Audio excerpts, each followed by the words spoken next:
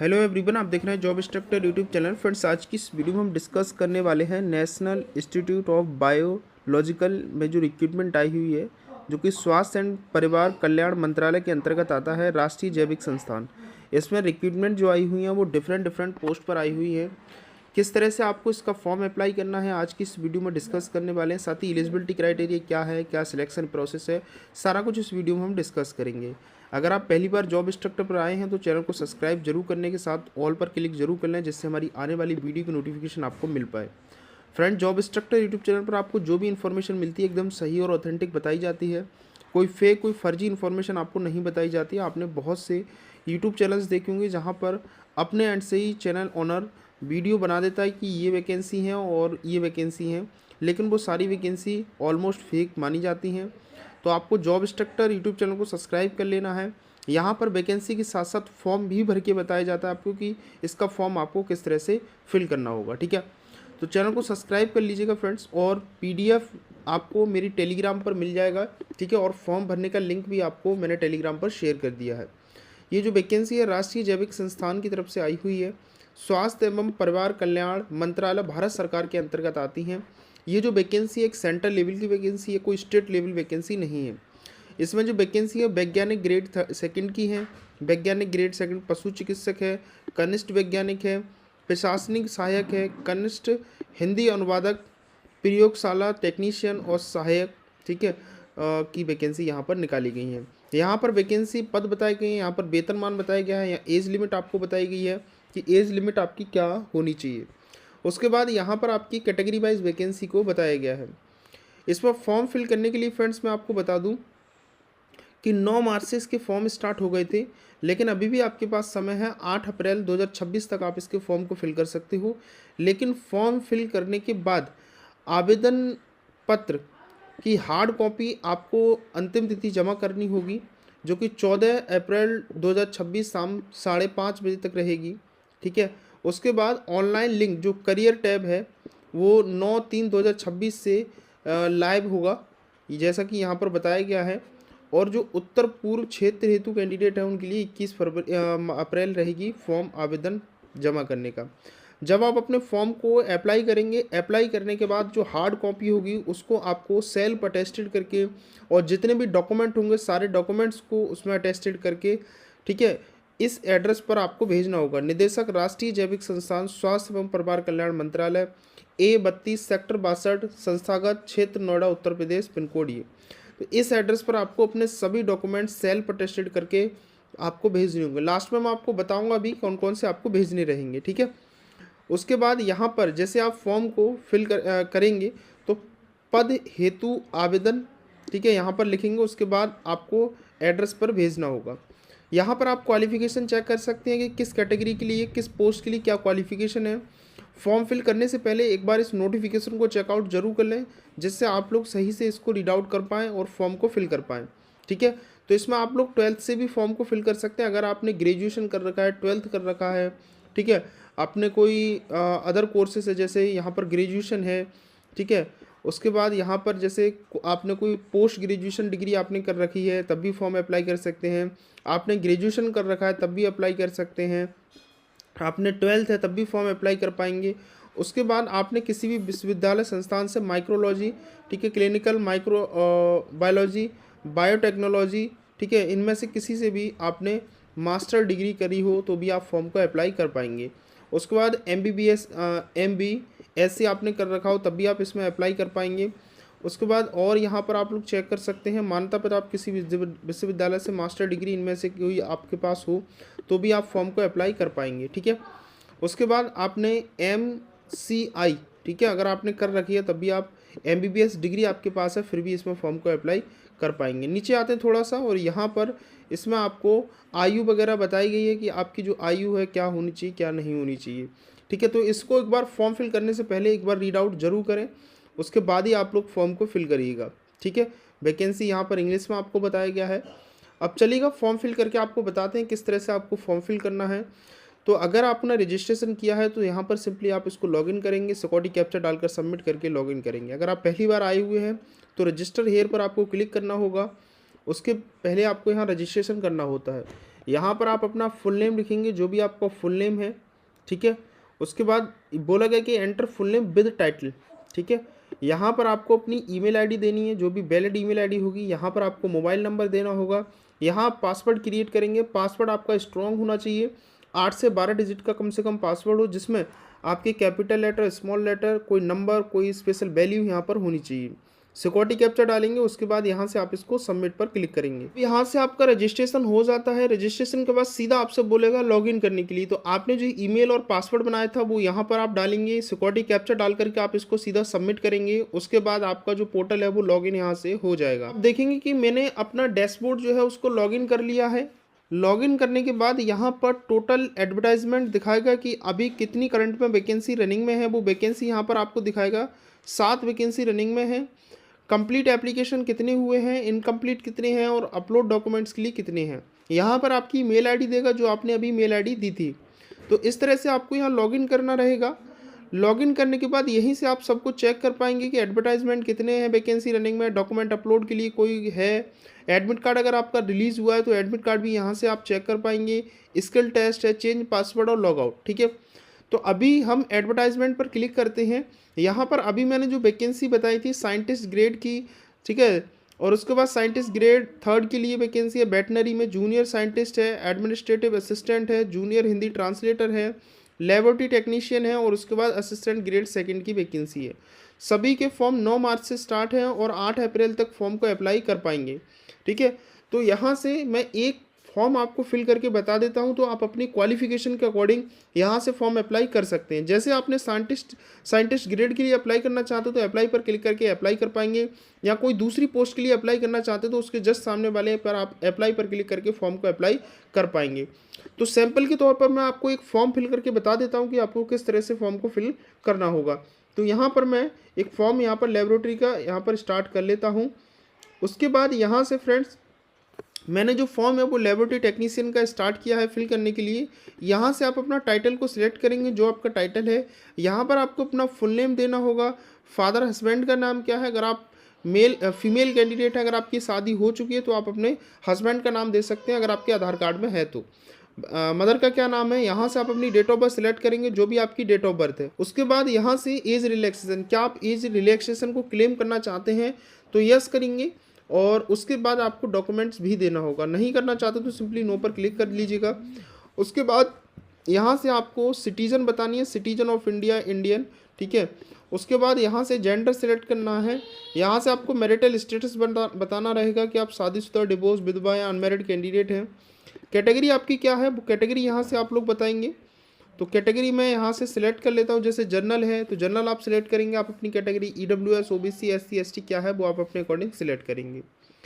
अगर आप यहाँ पर रिजर्व कैटेगरी को सिलेक्ट करते हैं तो आपको अपना कैटेगरी सर्टिफिकेट भी देना होगा, जो कि फ्रेंड्स आपका 2 MB से कम का होना चाहिए PDF फॉर्मेट में, ठीक है। तो आप अपने अकॉर्डिंग है कैटेगरी को सिलेक्ट करेंगे। सब कैटेगरी आपकी क्या है वो यहाँ से आपको सिलेक्ट करना है। अगर आप PWD या एक्स सर्विसमैन हैं, जैसे आप PWD कैंडिडेट हैं तो आप यहाँ टाइप ऑफ डिसेबिलिटी सिलेक्ट करेंगे, अपना डिसेबिलिटी सर्टिफिकेट अपलोड करेंगे। अगर आप एक्स सर्विसमैन हैं तो यहाँ एक्स सर्विसमैन आपने एज रिलैक्सेशन के लिए एक्स सर्विसमैन कब से कब तक सर्विस दी है और डॉक्यूमेंट्स भी आपको देना होगा। अगर आप इनमें से कुछ नहीं है तो NA पर क्लिक आपको कर देना है। उसके बाद फ्रेंड्स बोला गया है कि इस परमानेंट सेंट्रल स्टेट या ऑटोनोमस बॉडी में आप एम्प्लॉयड हैं तो यस करेंगे, और उसके बाद यहाँ आपको सर्विस का सर्टिफिकेट देना होगा। नहीं है तो सिंपली नो पर क्लिक करना है।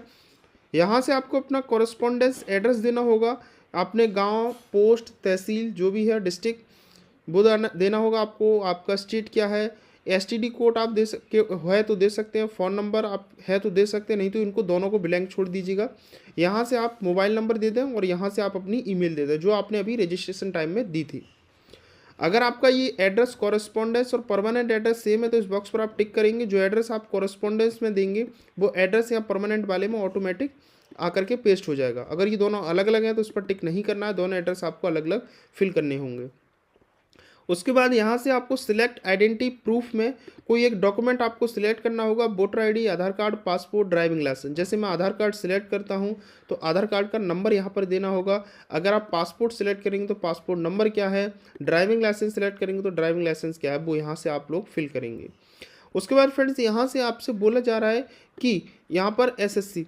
तो एक चीज़ और यहाँ पर, जैसे मैंने ये जो फॉर्म है वो लेबोरेटरी टेक्नीशियन के लिए अप्लाई कर रहा हूँ, तो लेबोरेटरी टेक्नीशियन के लिए यहाँ पर क्या क्वालिफ़िकेशन है वो मैं आपको बता देता हूँ।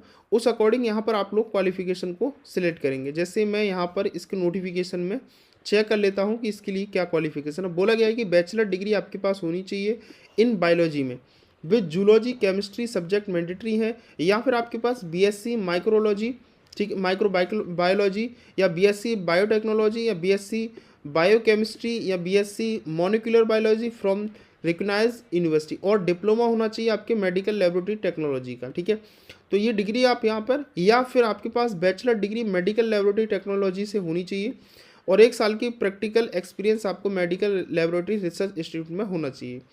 तो आप जो भी फॉर्म अप्लाई करेंगे, जिस भी कैटेगरी के लिए, जिस पोस्ट के लिए अप्लाई करेंगे, उसकी क्वालिफिकेशन यहाँ से एक बार चेक कर लेना।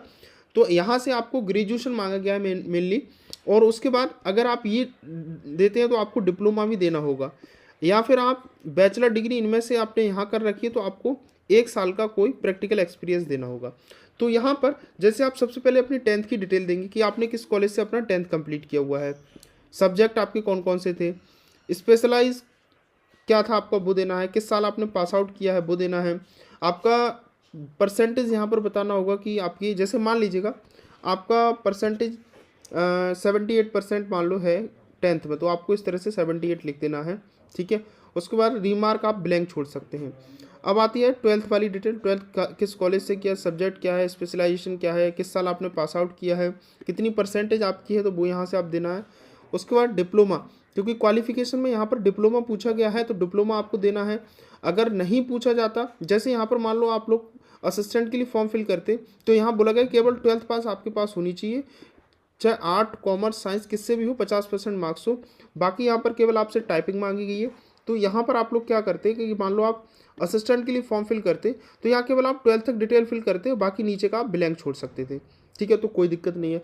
लेकिन आप अपनी क्वालिफिकेशन, जैसे मैंने ये फॉर्म जो है लेबोरेटरी के लिए फॉर्म फिल किया है, तो यहाँ पर बैचलर डिग्री मांगी गई है और डिप्लोमा भी मांगा गया है, तो मैं अपना डिप्लोमा भी यहाँ पर दूंगा और बैचलर डिग्री दूंगा। ये मास्टर डिग्री नहीं मांगी गई है, पीएचडी नहीं मांगी, तो मैं इसको ब्लैंक छोड़ सकता हूँ। ठीक है, तो इस तरह से आप जिस पोस्ट के लिए फॉर्म फिल कर रहे हो उसके अकॉर्डिंग आपको क्वालिफिकेशन यहाँ पर देनी होगी। उसके बाद नीचे आते हैं, 1 साल का प्रैक्टिकल एक्सपीरियंस देना होगा, वो यहाँ पर आपको लिखना होगा। एक्सपीरियंस अगर आप देते हैं तो एम्प्लॉयर ऑर्गेनाइजेशन का क्या नाम था, पोस्ट हेल्ड क्या थी आपकी, कब से कब तक आपने काम किया है, कितने साल का एक्सपीरियंस है, नेचर ऑफ ड्यूटी क्या थी, स्केल पे कितना था आपका, लास्ट सैलरी क्या थी आपकी, ये आपको देना होगा। ठीक है, एक से ज़्यादा एक्सपीरियंस है तो आप अपने अकॉर्डिंग फिल कर सकते हैं। प्रोफेशनल ट्रेनिंग, ठीक है, यहाँ पर बोला गया है प्रोफेशनल ट्रेनिंग के लिए आपका जो डॉक्यूमेंट्स है वो अपलोड करना होगा, पेटेंट पब्लिकेशंस जो भी आपका वो अपलोड करना होगा। ठीक है, professional training in PDF format में। ठीक है, चूज फाइल पर क्लिक करके आपके पास केंद्र राज्य सरकार सार्वजनिक क्षेत्र के उपक्रम, ठीक है, स्वायत्त निकाय की सेवा में किए जाने वाले कोई संविदात्मक दायित्व के अधीन है, तो आप उसका विवरण, उसकी डिटेल यहाँ पर आप लोग लिखेंगे। उसके बाद यहाँ पर बोला गया है कोई इंडियन यानी सिटीजन ऑफ इंडियन भारत का निवासी हो, किसी जिम्मेदार पद पर आसीन या रिश्तेदार ना होने वाले 2 व्यक्तियों के नाम और पते देने हैं आपको, जिनमें आवेदक की व्यावसायिक योग्यता चरित्र कार्य के संबंध में किया जा सके। यदि उम्मीदवार पहले से कार्यरत है तो उसे अपने वर्तमान या सबसे हाल के नियुक्त तत्काल वरिष्ठ अधिकारी का नाम संदर्भ रूप में देना होगा। ठीक है, तो ये चीज़ आपको नाम, ठीक है, 2 व्यक्तियों के मोबाइल नंबर क्या है, ईमेल क्या है, उनका एड्रेस क्या है, ये आपको देना होगा।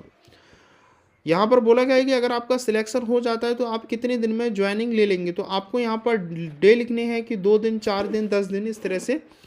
उसके बाद कोई अन्य जानकारी अगर आपके पास है, ठीक है, तो वो आपको यहाँ पर देनी होगी। ठीक है, जैसे यहाँ पर मैं जैसे कोई वांछनीय, कोई एनी अदर इन्फॉर्मेशन, कोई डिज़ायरेबल क्वालिफिकेशन आपके पास है तो दे सकते हैं। ठीक है, नहीं है तो सीधा आप नन पर नन लिख सकते हैं।